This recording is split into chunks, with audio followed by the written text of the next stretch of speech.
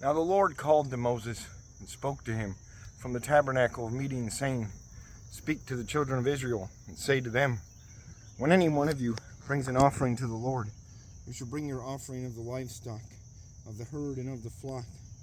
If his offering is a burnt sacrifice of the herd, let him offer a male without blemish. He shall offer it of his own free will, at the door of the tabernacle of meeting before the Lord. Then he shall put his hand on the head of the burnt offering, and it will be accepted on his behalf to make atonement for him.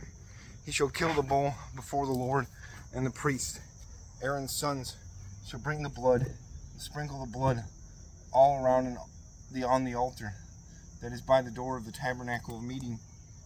And he shall skin the burnt offering, and shall put fire on it on the altar, and lay the wood in order on the fire.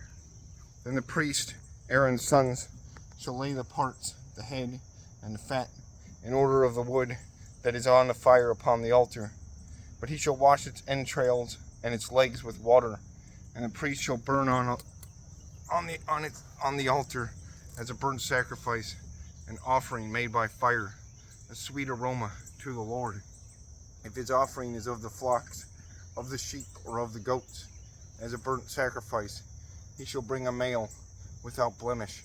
He shall kill it on the north side of the altar before the Lord, and the priest, Aaron's sons, shall sprinkle its blood all around on the altar, and he shall cut it into its pieces with its head and its fat, and the priest shall lay them in order on the wood that is on the fire upon the altar. But he shall wash the entrails and the legs with water. Then the priest shall bring it all and burn it on the altar. It is a burnt sacrifice, an offering made by fire, a sweet aroma to the Lord.